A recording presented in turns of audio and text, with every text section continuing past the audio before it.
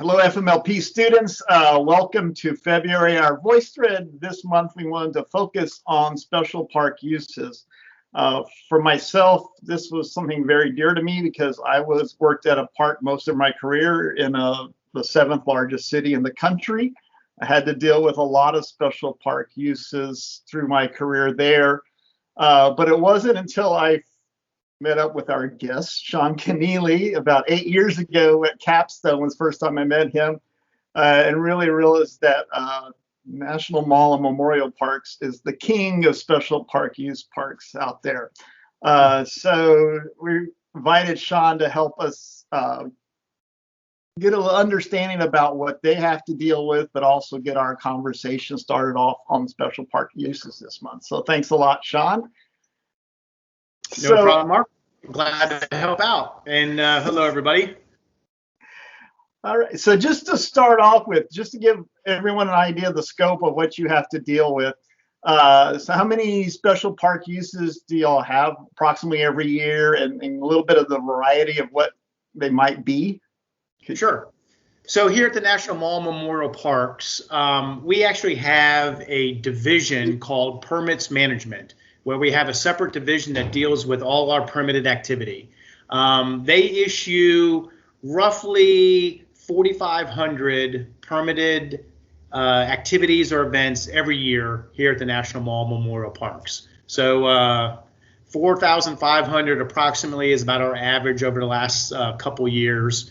And these range from First Amendment activity, which we get a lot of First Amendment activity requests in our park here in Washington, D.C., but also includes special events, to include rallies and other organizations that want to come express their either their First Amendment needs or some of their own goals that they're trying to accomplish and get some notoriety from. We also have weddings and filming and just a variety of different park uses that our Permits Management Division works with these number of organizations.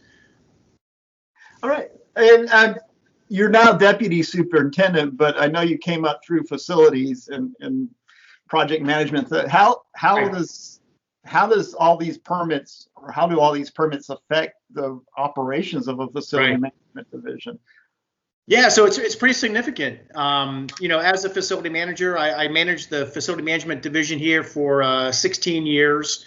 Work closely with our permits office in a variety of ways. So some of the things that we really worked closely with them on was resource protection. Making sure that these thousands of activities weren't damaging park resources. So we work closely with our permits office to outline certain things of like where they can set up on the turf or where they have to be on hard surfaces. As a facility manager, you should know where all your utilities are so that when there's setups, you don't have damages to your water lines or utility lines when they're setting up tents with stakes and driving heavy vehicles over some of the different assets. So a lot of coordination that facility managers do to protect those resources.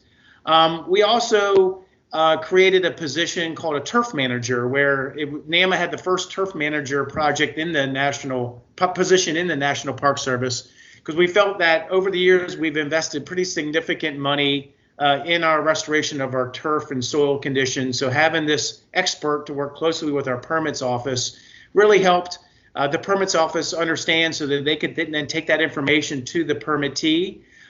We set up different times of the year where permittees are allowed to set up on the turf. So depending on the time of the year, we created this operations and maintenance manual for our permits office to follow so that it doesn't create significant damages to our turf. Because after that event's over, the next permittee wants to come and they want to have a nice park and a nice environment to work in. So a lot of coordination as a facility manager with permits. All right, great. Yeah, I know. Several times I've been there and talked to you about that. Always the turf issue was a huge one, and once you got that position created, you got the new turf down and portions of the mall. It was really, really interesting to see that happen. So thanks. So one of the biggest high-profile events you have there, of course, is the inauguration every 4 years. So I want you to tell us a little bit about that. How many have you been a part of, and a little bit about the planning? How much of that can be planned ahead of time? How much has to wait for after the election? A little bit about all that. Sure. So this past inauguration, 2021, was my 6th inauguration here at the National Mall and Memorial Parks. I'm actually coming up on, was it 20, almost 24 years here. So yeah, time flies. So as everyone knows, inauguration occurs every 4 years. So some of the pre-planning starts to occur actually before the election. So usually like in October of the election year, some pre-planning starts happening.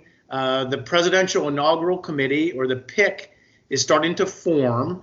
And that group is the one that's ultimately responsible for presenting the inauguration. So obviously before the November election, we don't know who it's going to be, but a committee starts to form. And then once the position, the president is elected, then it really moves into high gear. So November, December, and January is really when the PIC, the Presidential Inaugural Committee, starts really to work with the park. We bring in an incident management team. So we handle this event through IMT or ICS, Incident Command System. So things really start shaking out in December by forming the PIC, the IMT. The Park Permits Office really gets engaged.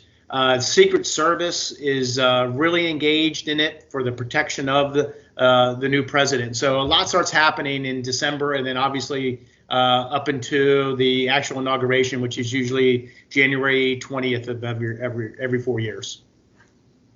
Cool. So, and the numbers, I mean, it's huge number of people that you will have there, in actually for several days before and after the inauguration too, right? I mean, yeah.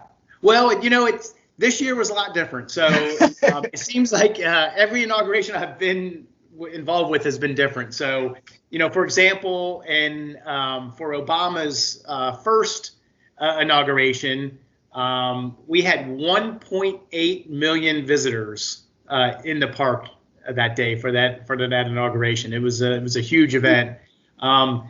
This past year in 2021, 0 visitors. Right. It was so different because of what happened at the Capitol on January 6th, 2021, and then COVID. So this past inauguration was extremely different than any of the inaugurations I've been exposed to before. Like I said, security was extremely tight. Secret Service were the ones that ultimately were in charge of the security of the event. So they closed off significant portions of the city to deter and to prevent any public from coming down to the inauguration ceremonies. And that's both at the Lincoln Memorial, where we have a big event usually the day before on January 19th. And then on January 20th is the actual inauguration. We have a lot of activities on the mall itself that day. But this year looked very different. Instead of visitors, there were flags basically out of the mall. Well, and can you talk a little bit about that? Because we could all tell that this year was very different. But I mean, how did all this? It must have been a very rapidly changing event for you. And how are you able to flex to meet all the changes? Yeah, so it was a difficult inauguration, I'll be honest with you, because what was happening was the incident management team and the Presidential Inaugural Committee, they wanted things to happen and they wanted things to be just right, and they had a vision, but the security was being led by United States Secret Service. So there were some delays in the Secret Service security guidance, particularly after January 6th. That really threw a huge wrinkle in the security plan. Had it not been for January 6th, I think it would have been a more of a traditional type of inauguration. But that the riots on the Capitol really threw a wrench into the planning. So, and that was 2 weeks out from the actual inauguration. So there was a lot of unknowns after that date, which really changed how things looked in terms of our planning and the law enforcement.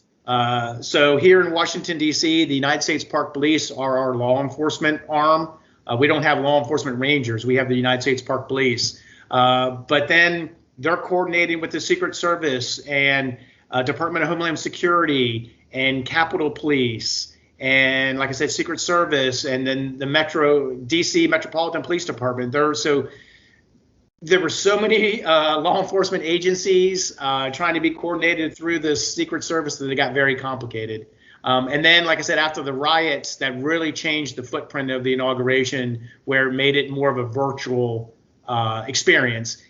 We had planned for somewhat of a virtual experience earlier on, just because of COVID, just to keep the numbers down. But we always thought we would have the public come down. But like I said, after the Capitol events, really shut things down. All right. Well, thanks, Sean. Really appreciate it. It's a great insight into, like I said, probably the king of special park uses at Mammoth. But so, students, what we'd like for you to do now is reflect a little bit on what Sean talked about, what he has to deal with, and the whole Mammoth staff has to deal with, not just for inauguration, but other special park uses, and think about some that you may have in your park and sort of compare. I know when Sean was talking about knowing where your utilities are, I know exactly what it's like to have a permit to drill through a water line that we don't know about. So think about that and add your voice to discussion through the VoiceThread. So again, thanks, Sean, and students, enjoy this month's discussion. Thanks a lot.